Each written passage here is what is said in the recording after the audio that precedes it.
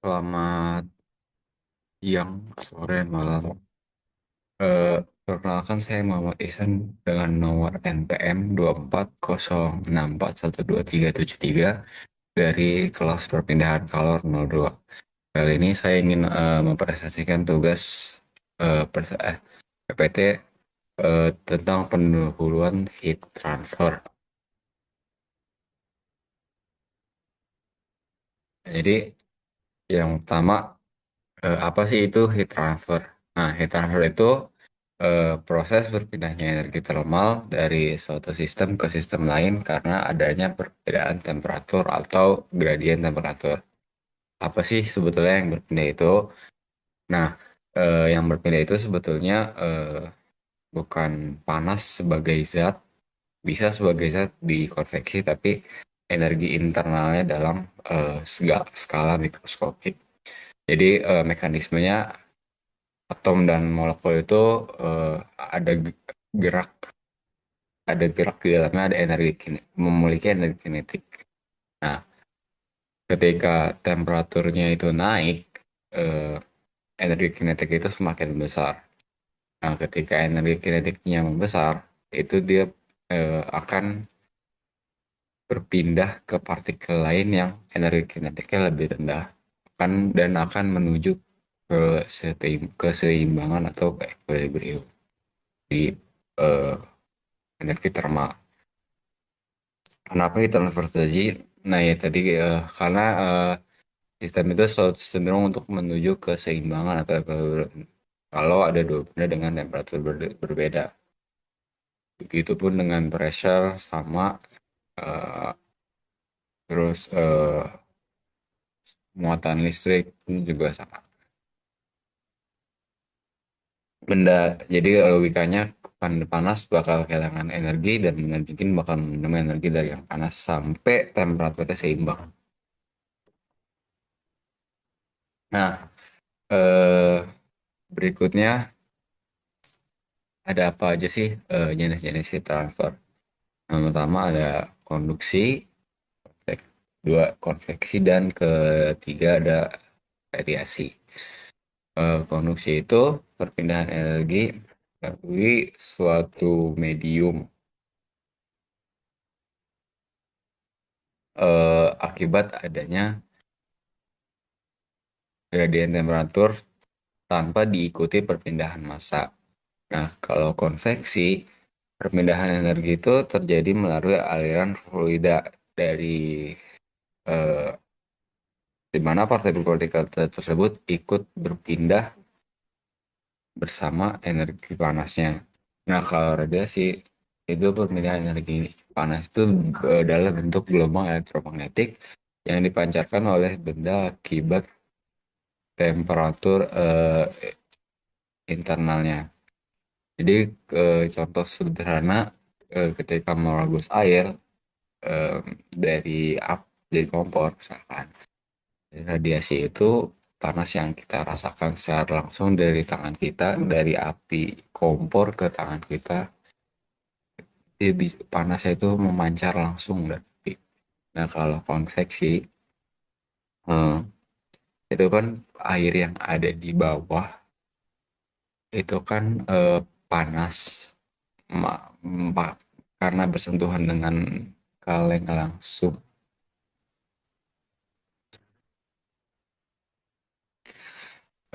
Terus ketika air ini panas, dia density-nya bakal eh, jadi lebih rendah. Terus air yang dingin yang berat bakal turun ke bawah.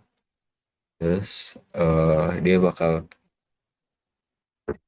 bolak-balik, apa namanya, menciptakan siklus. Kemudian akhirnya semua airnya itu panas merata tanpa ada perbedaan tanpa ada gradien temperatur. Nah, kalau konduksi, ketika kita megang gagang dari seletnya itu, hmm, apa namanya, panasnya itu mengalirnya panas tuh berpindahnya langsung eh, karena perbedaan temperatur langsung dari panci seiring ke tangan kita. Nah, karakteris apa mekanisme dari sedikit. Nah, sekarang lebih lanjutnya. Nah, jadi pada tatanan logam pada tatanan logam seperti apa mekanisme dan karakter seperti pada tatanan logam atau kayu dan plastik. Proses itu terjadi karena atom-atomnya bergetar di tempatnya. Tadi ada energi kinetik. Nah, ketika satu bagian dipanaskan, atom yang dipanaskan itu bakal bergetar lebih kuat, terus bakal meneruskan energi getar itu ke atom yang di sebelahnya secara berantai, yang cenderung lebih eh, stabil atau tidak bergetar. Nah, ketika energi ini melalui merambat getaran struktur kristal atau fonon, kemampuan mengantar panas itu bergantung seberapa kuat dan teraturnya ikatan antar atom benda tersebut. Eh, nah, special case untuk logam, selain getaran atom, ada elektron bebas yang sangat mudah untuk bergerak di dalam material. Ketika salah satu sisi logam itu dipanaskan, elektron di daerah panas itu bakal membawa energi menuju daerah yang lebih dingin, membuat perpindahan panas gantung jauh lebih cepat dibandingkan material non logam. Makanya logam-logam itu sering jadi namanya konduktor. Nah, kalau bagiannya kalau kayak apa pada tanah logam, kayu atau plastik itu bisa dibilang sebagai semi konduktor.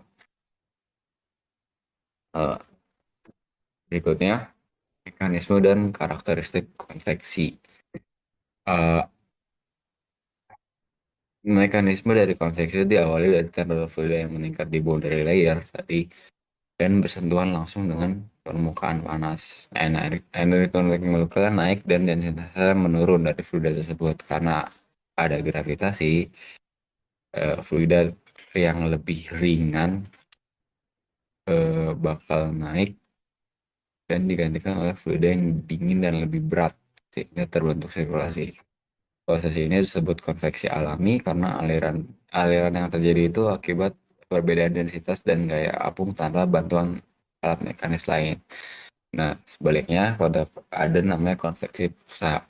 Aliran fluida itu digerakkan oleh sumber eksternal seperti pompa, kipas, atau blower sehingga kecepatan aliran lebih tinggi dan perbedaan panas tuh menjadi lebih intens dan lebih mudah dikontrol.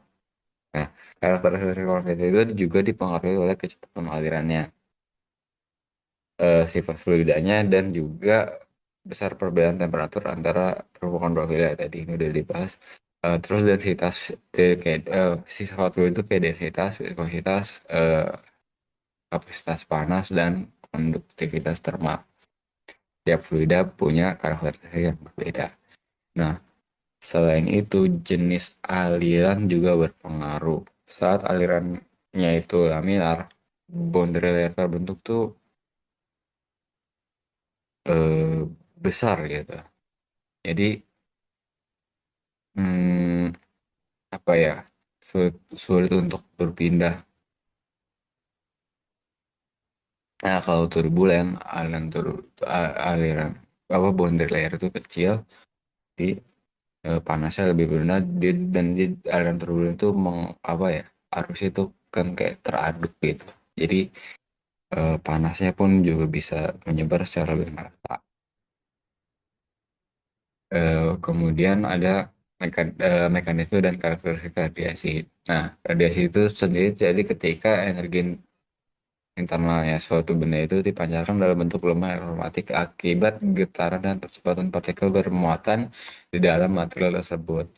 Benda yang memiliki temperatur di atas nol itu pasti akan memancarkan radiasi mutlak maksudnya, atau 0 Kelvin, eh, 207 minus 273,15 Celcius, karena energinya termalnya menyebabkan muatan. Nah, itu memiliki listrik di tingkat atom berosilasi atau bergetar tadi dan menghasilkan gelombang elektromagnetik.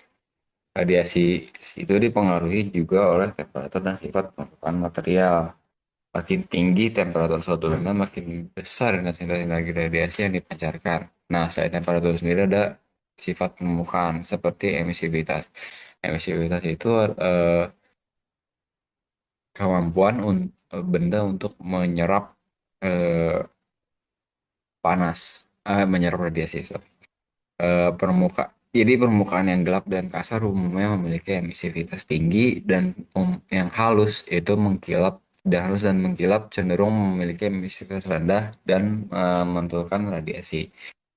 Bisa kita lihat gambar di sini. Kenapa yang halus itu apa namanya langsung apa memantulkan? Itu dia karena eh, di bagian mikroskop apa di skala mikroskopik dia rata, dia tidak terpantul-pantul seperti yang di sini. Karena kalau kita misalkan ada terpantul satu kali, dia langsung keluar lagi satu kali juga.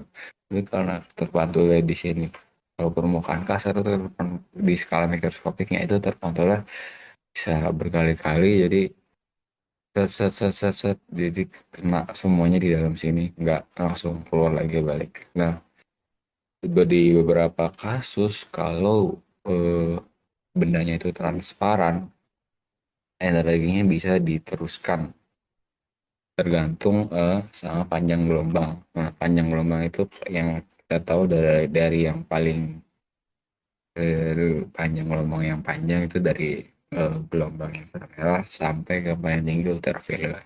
Di ultraviolet. Nah, contoh kasus heat transfer yang saya bawakan itu ada di brake disc mobil balap. Sebetulnya yang berpengaruh di sini cuma tiga, itu di brake pad, brake rotor, sama di duct, cooling duct dan ya, dan bersambung ke ventilated disc ini. Jadi mekanismenya kalau pada brake disc itu kalau pas menekan brake pad itu eh, bakal menekan permukaan rotor atau disk gitu rotornya sehingga terjadi gaya gesek dan akan mengubah energi kinetik di roda eh, jadi energi panas, vibrasi atau enggak suara mungkin kemudian juga ya suara karena vibrasi karena kita dengar suara biasanya pas ngerem terus nah ya konduksi itu kan jadi pas ketika berpindah di eh, brake pad itu neken di rotor jadi panasnya itu hanya ada di area kontak. Jadi distribusinya itu nggak langsung merata, tapi hanya ada di titik geseknya saja. Nah, dari situ terjadi gradient temperatur dari yang eh, bagian yang terkontak sama bagian eh, disk yang bagian dalamnya. Ya, di skala mikronya, jadi atom itu di permukaannya itu menerima energi gesek dan mengalami peningkatan energi kinetik dan bergetar lebih intens dan di atom ke bawahnya melalui mekanisme vibrasi kisi atau lattice vibration.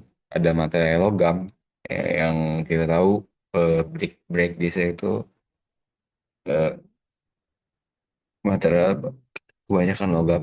Eh, Kalau mobil balap mungkin materialnya berbahan karbon.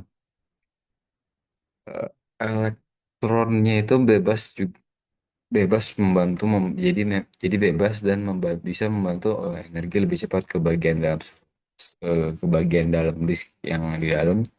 Jadi konduksi itu tidak hanya bergantung pada getaran atom tapi juga transport elektron. Nah, energi panasnya itu kemudian menyebar dari permukaan panas di bagian sini yang tersentuh oleh brake pad, terus ke bagian tengah sama ke bagian dalam. Maksudnya secara radial atau aksial itu aksial berarti ke arah dalam dan radial berarti ke arah tengah dari sekarang. Nah, ini juga di sini ada desain sirip untuk eh, cooling system dari brake disc. Nah, ini dibahas di mekanisme konveksi pada brake disc. Nah, kalau pada mobil itu konveksi itu sepenuhnya eh, konveksi paksa akibat kecepatan kendaraan dan desain ducting. Buat cooling ducting khusus juga dipengaruhi putaran roda yang menciptakan aliran tambahan. Udara dingin yang bergerak cepat eh, terus menggantikan udara panas di permukaan tanpa harus nungguin ada perbedaan densitas, tanpa harus nungguin ada gravitasi dulu. Eh, jadi ya nah, habis itu boundary layer jadi lebih tipis dan buat heat transfer itu jadi lebih efektif. Makin tinggi kecepatan mobilnya, semakin besar laju pendinginannya. Nah, tadi kan hmm, karena ya eh, desain ducting ducting itu cooling duct itu dibuat eh, untuk supaya air udara itu jadi turbulen, nggak lurus dan belok. Terus oh ya ini dia. Udara masuk dari bagian cooling duct dari sebelah sini masuk ke dalam. eh, Terus karena ada putaran rodanya nih dia jadi menyebar secara radial ke luar dari lubang-lubang ini.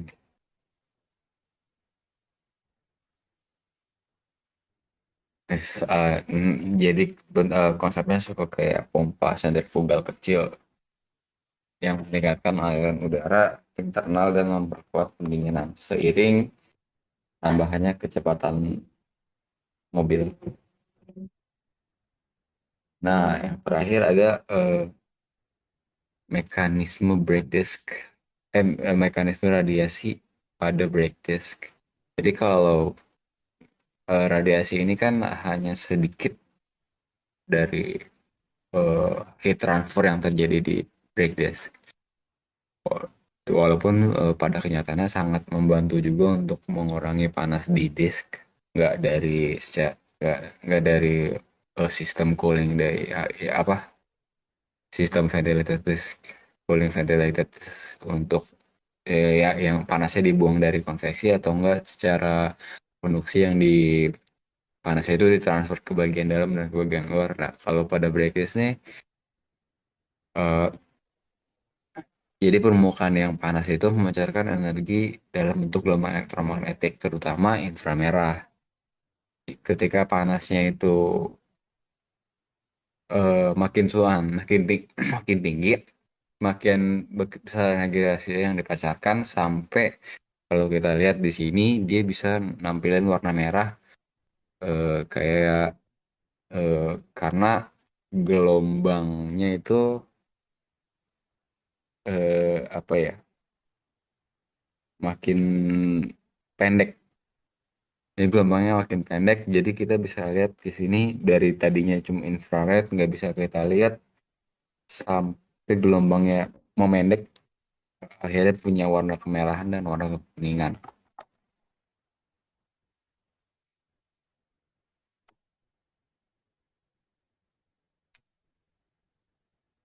Eh, nah, selain itu, selain jadi warna merah juga kelihatan. Nah, break disk ini juga break disk radiasi ini juga radiasi pada break disk ini juga bakal nge-transfer heatnya itu sistem ke sistem yang lain kayak suspensi di dalam rodanya, rimnya, dan juga ke dalam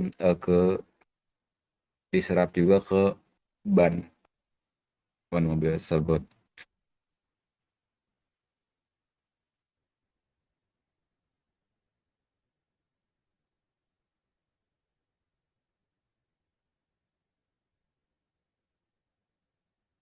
Eh, s-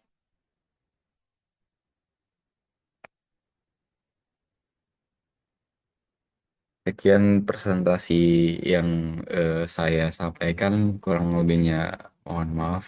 Eh, Terima kasih.